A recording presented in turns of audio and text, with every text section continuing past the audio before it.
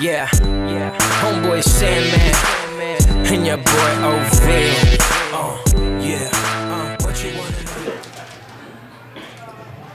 You know, I think the problem is I've never really hung out with a lot of Russian people. I've never really tried to date Russian girls. I don't know, I never got along with them. And my mom is not a fan of that. My mom wants me to date Russian girls, but you know, it's a bit different when you're a Russian Jew.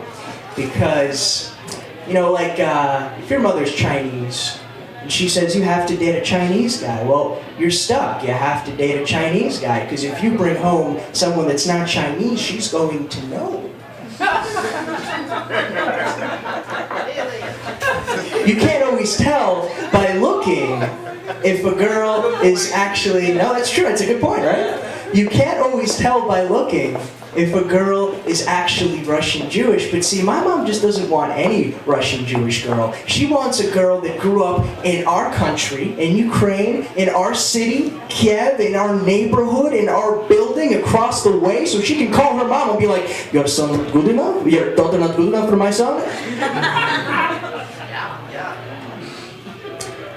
I think that was a Scandinavian accent someone just tried. I'm not sure what that was. That's what she wants. That's why I was very happy when I worked one summer at the Gap, and there was a girl that worked with me at the Gap, and her name was Ebony, and she was black, and it turned out, somehow, she was Jewish. And I thought, well, this is fantastic. Because to my mother, a black Jewish girl is this absurd loophole. It's like, you know, if I marry a widow and my father marries her daughter, so I'm my own grandpa. Do you know what I mean? It's like that. That's the kind of thing that happens.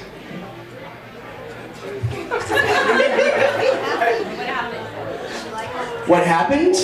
I was too big a pussy to ever talk to Ebony, and then I went out with the Russian... That's a true story. I never actually talked to Ebony. Instead, that summer, I dated a Russian Jewish girl that my mom wanted, who turned out to be a lesbian. And that's a true story, and was afraid to touch it.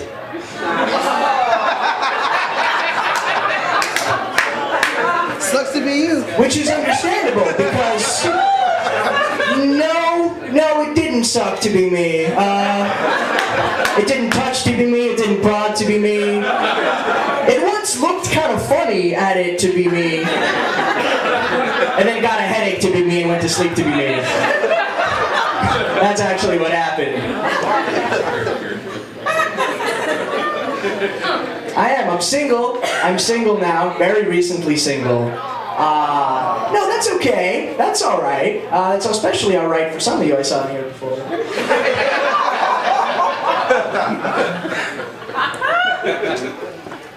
That's the story that Erica told me when she brought up, is Richie James was a name that I made up when my last girlfriend, who was a Christian from Atlanta, Georgia, gave me the nickname RJ, which was short for Russian Jew. And no, don't boo her, God bless her. And the reason,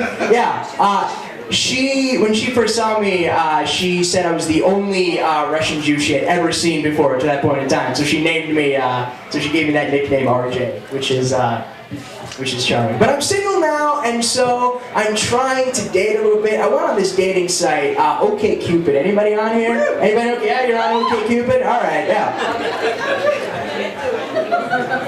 In case you guys don't know about OkCupid, OkCupid is a dating site. They're laughing over there like they had one too many bad dates from OkCupid. OkCupid is a dating site that's free, and which doesn't really make sense if you look at the people, the standard demographic of OkCupid, because it's like, really? You'll take $3,000 from your parents to pay rent and try backup, but you can't pay $10.95 a month for a dating site? Yeah, that makes sense. Can you guys tell me why sexy 22-year-old girls need to be on OkCupid? Is there a shortage of men that's trying to talk to them? Does New York City run out of creepy old guys? I'm not sure I understand. Are they not getting the proper attention? I think I realized why sexy young 22-year-old girls are on OkCupid. It's to give them something to do when their boyfriend is with his wife. That's what I think.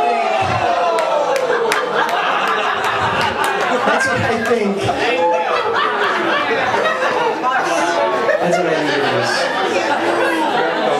There's no Russian girls on OkCupid anyway. That's alright. I don't like Russian girls. I like, and I always have, this is a 100% true story, Latina women. I love Spanish girls. Yes! Hola, mami, mira. It's funny when I do it, right? That's the reaction I get. That's not always the one I want. No, from you. But, you know, if I'm trying to kick it to someone and they're like, that's so cute. Yeah.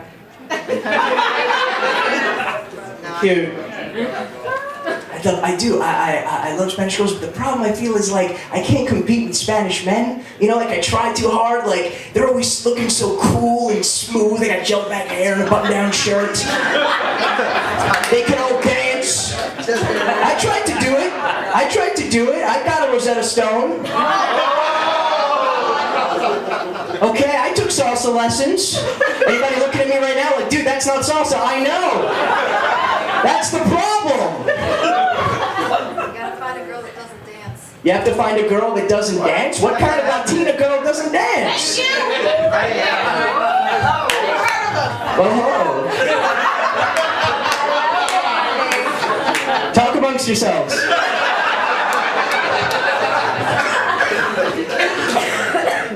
I do.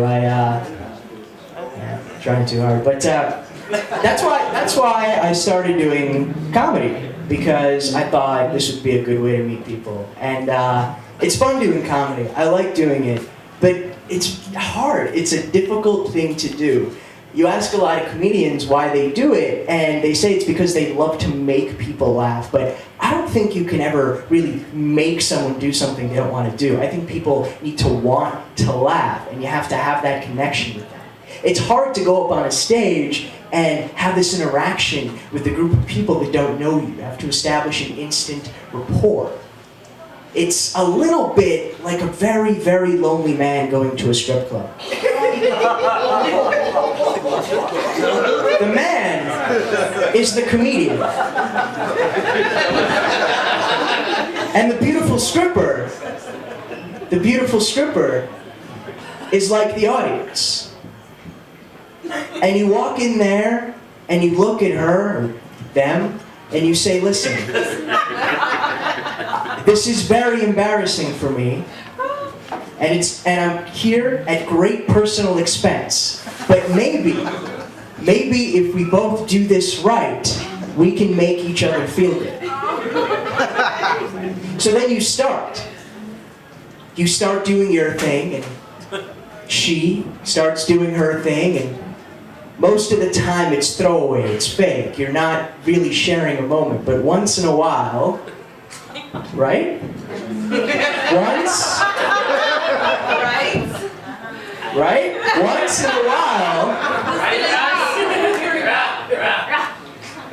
in a while, you feel something genuine. You think, this is as good for her, for them, as it is for me. We're both feeling something right now. We're both enjoying this. We both want to do this again.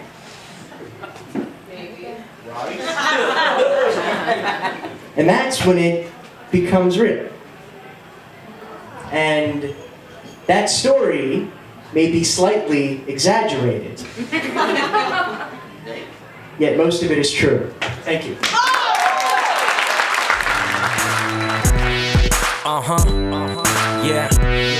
Yeah.